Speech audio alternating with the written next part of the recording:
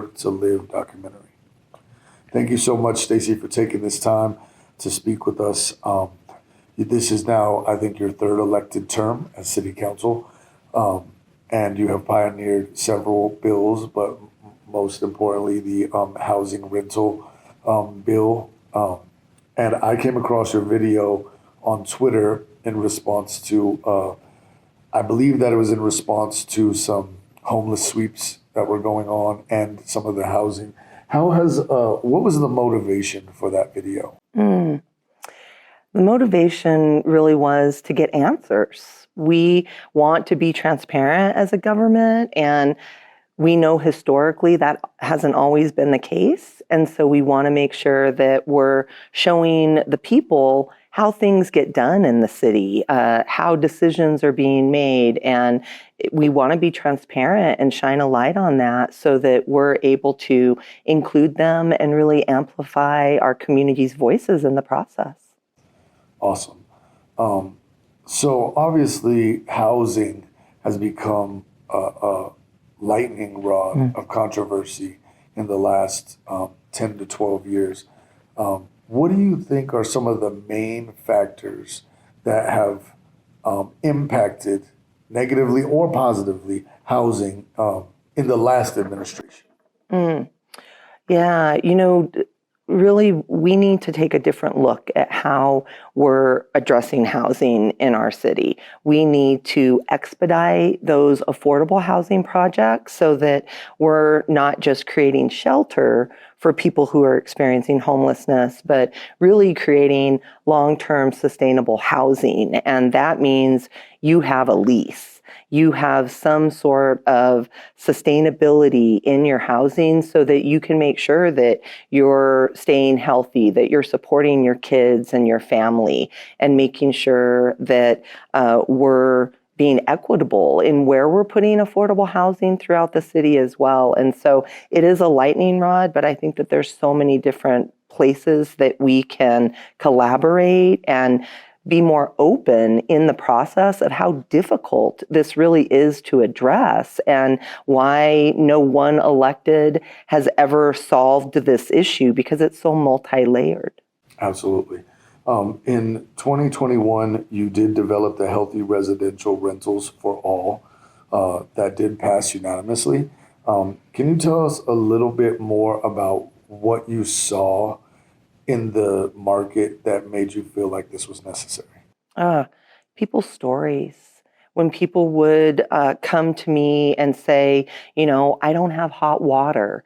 My landlord has said, oh, well, if you're going to complain about that, we don't know if this is the right place for you to rent at. And really that power dynamic is so strong in favor of the property owners or the management companies. And we know that this is a historical problem that has gone on for hundreds of years in our country. And this was an opportunity to create a rental license. I worked on the legislation for 5 years to get it to a place where we could all agree upon that this was a process that we were going to be able to follow through with. And so really hearing those stories, but then also knowing in our city that we have minimum housing standards. That means that you have hot water, you have screens on your windows so you don't have bugs getting into your unit.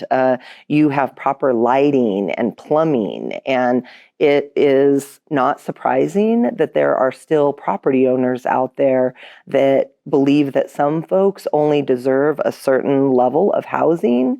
And that's the same old oppression that we have seen our ancestors deal with. And I wanted to create a law that made requirements for property owners to ensure and prove to the city that it met our minimum housing standards. And if it doesn't, we're going to fine you.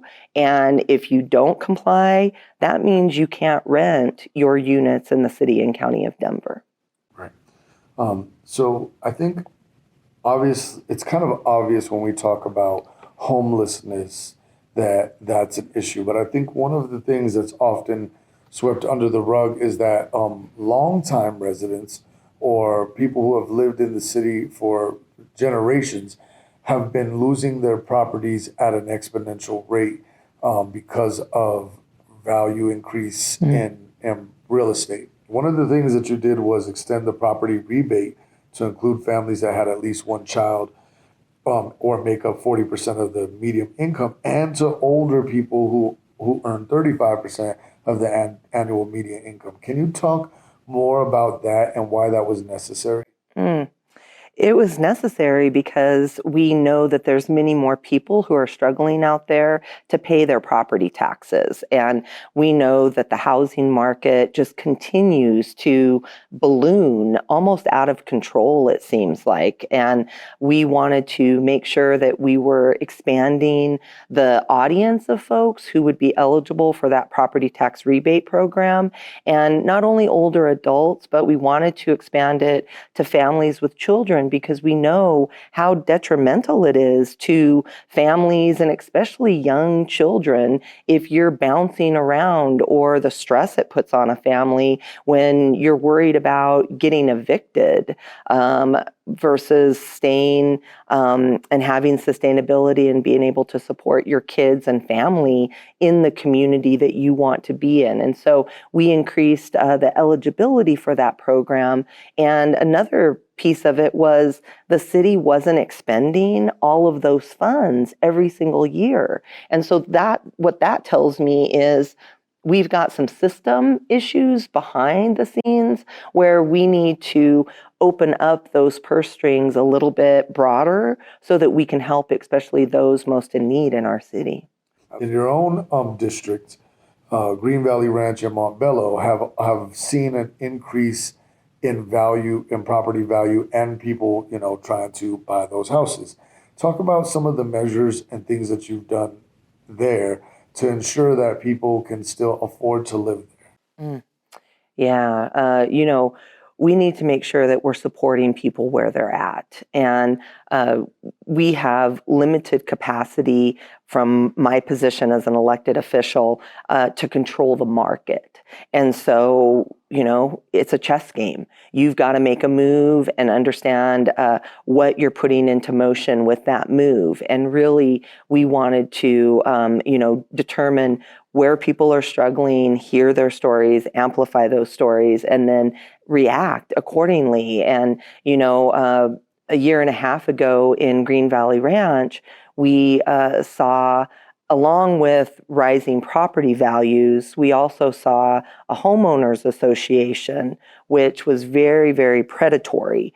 And, when we're seeing people lose their homes due to racking up fees and fines for a trash can left at the curb or a basketball hoop left out, those are silly and ridiculous that people could lose their housing based on that. But the power, the historical power that has been provided to property, land that with property owners and others, we want to make sure that we're creating systems to support those who are most in need. And so through, those rising property values, that's where the property tax rebate program comes in. But also, I'm very, very interested in the state legislature looking at rent control and how we can support those who are renting more in the city as well.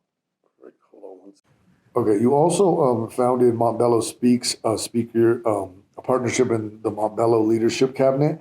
What type of feedback or common themes do you hear from the residents themselves?